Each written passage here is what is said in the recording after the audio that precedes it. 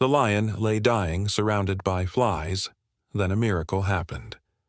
The morning sun filtered through the scattered branches of the ancient acacia, casting dappled shadows across the tawny form that lay motionless beneath its canopy. The lion's massive chest rose and fell in irregular, shallow breaths, each one seeming to require enormous effort. His golden coat, once gleaming with the pride of a kingship, was now matted with dried blood and dust. Dark flies clustered around the deep gashes that ran along his left flank, their persistent buzzing creating a cruel soundtrack to his suffering. Ranger David Mtembu had been tracking the pride's movements for 3 days, following their usual route along the seasonal riverbed. The absence of the dominant male had been noted in yesterday's radio reports, but finding him here, alone and gravely wounded, sent a quiet chill through the experienced tracker. The lion's amber eyes were partially closed, pupils dilated with pain and exhaustion. Each labored breath created small puffs of dust around his muzzle, and his powerful limbs lay splayed at unnatural angles. The savannah stretched endlessly in all directions, indifferent to the drama unfolding beneath the solitary tree. Zebras grazed in the distance, their black and white stripes shimmering in the heat haze. A secretary bird picked its way through the grass nearby, pausing occasionally to cock its head and listen. The world continued its ancient rhythm while the king of beasts fought a silent battle against death. Mtembu approached with the slow, measured steps that 20 years of wildlife work had taught him. The lion's ears twitched slightly at the sound of approaching footsteps, but he lacked the strength to lift his head. Up close, the extent of his injuries became clear. Deep puncture wounds along his shoulder and ribs, likely from a territorial battle with younger males. The wounds had begun to fester in the heat, and dehydration had taken its toll on his once magnificent frame. The ranger knelt at a respectful distance, his weathered hands steady as he reached for the radio clipped to his belt. The lion's breathing had become more ragged, and a low, barely audible rumble emanated from deep within his chest. Not a threat, but the sound of an animal in profound distress. Flies continued their relentless assault, and the big cat no longer had the energy to flick them away with his tail. "This is Mtembu at Grid 7 Alpha," he spoke quietly into the radio, his voice carrying the gravity of the situation without urgency or panic. "I need the vet team out here immediately. We have a critically injured adult male lion." The radio crackled with static before the response came through, but Mtembu's attention remained fixed on the dying animal before him. In all his years working in the reserve, he had witnessed the harsh realities of nature countless times, but something about this particular scene struck him differently. Perhaps it was the way the lion's eyes occasionally fixed on his own, not with fear or aggression, but with a kind of weary recognition, one creature acknowledging another in a moment of profound vulnerability. "Easy, old man," Mtembu whispered, settling into a comfortable position where he could monitor the lion's condition while waiting for help to arrive. The distant rumble of an approaching vehicle broke through the afternoon stillness, sending a small herd of impala bounding away across the golden grassland. Dr. Sarah.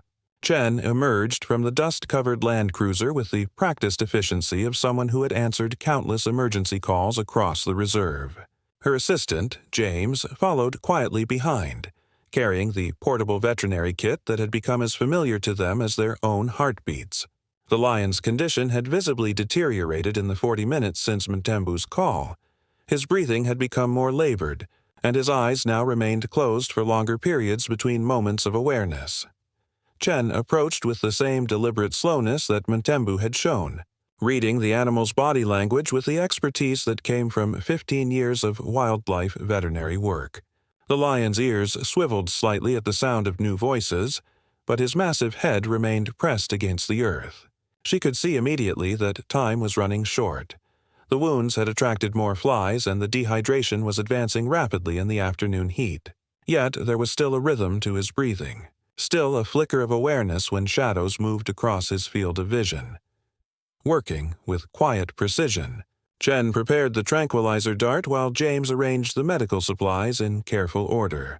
The lion would need sedation for treatment, but his weakened state required the most delicate balance of medication, enough to keep him calm during examination, but not so much that it might push his failing system beyond recovery. She had calculated the dosage 3 times during the drive, accounting for his estimated weight and current condition. The dart found its mark with barely a whisper, and within minutes, the lion's already shallow breathing became even more measured and peaceful. Chen moved closer, her hands gentle but sure as she began cleaning the infected wounds with antiseptic solution. The damage was extensive. Deep punctures that spoke of a fierce territorial battle, probably with a coalition of younger males challenging his dominance. Some of the wounds had begun to heal on the outer edges, suggesting the fight had taken place nearly a week ago, but infection had set in, and his body was losing the war against fever and dehydration. "You're going to be okay, old man," she whispered as she worked, her voice carrying the kind of quiet confidence that had soothed hundreds of injured animals over the years. James held the IV bag steady while Chen inserted the catheter into a vein in the lion's foreleg. The clear fluid began flowing immediately, carrying antibiotics and electrolytes into his depleted system. The lion's breathing seemed to ease slightly as the medication took effect, though whether from the sedative or genuine relief, it was impossible to tell. His golden coat was matted and dull, but beneath her skilled hands, Chen could feel the solid muscle mass that spoke of a life lived with strength and purpose. Each suture was placed with meticulous care, closing the deepest wounds while leaving drainage points for the infection to clear. The late afternoon sun cast long shadows across the savannah, and a gentle breeze stirred the acacia leaves above them, providing occasional moments of blessed coolness.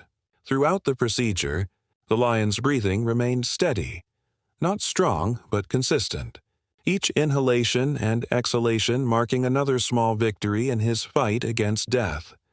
As Chen applied the final bandages, she noticed the lion's eyes flutter open for a brief moment. They were unfocused from the sedative, but there was something in that fleeting gaze that suggested awareness, perhaps even a dim recognition of the care being offered. His tail twitched once, almost imperceptibly, before he settled back into medicated sleep. The critical work was complete, but the real battle would unfold in the hours and days to come. The first light of dawn crept across the savannah 3 days after Dr. Chen had completed her work, painting the endless grassland in shades of gold and amber.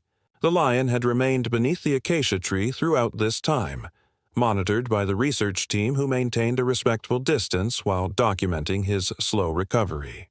His breathing had grown stronger with each passing day, and the fever that had burned through his body was finally beginning to break. The antibiotics flowing through the IV had done their work, though he still lay motionless for hours at a time, conserving every ounce of energy for the battle his body continued to fight. Mtembu was adjusting the morning radio when the sound reached them across the stillness. A low, rumbling roar that rolled across the grassland like distant thunder. It was answered almost immediately by another call, this one distinctly different in pitch and tone. The ranger's weathered face turned toward the sound, and for the first time in days he allowed himself a small smile of recognition. He had been tracking lions long enough to distinguish individual voices, and these calls carried the unmistakable signatures of the pride's primary lioness and her 2 subadult cubs. They appeared on the horizon as silhouettes against the morning light, moving with the purposeful gait that spoke of animals following an ancient instinct.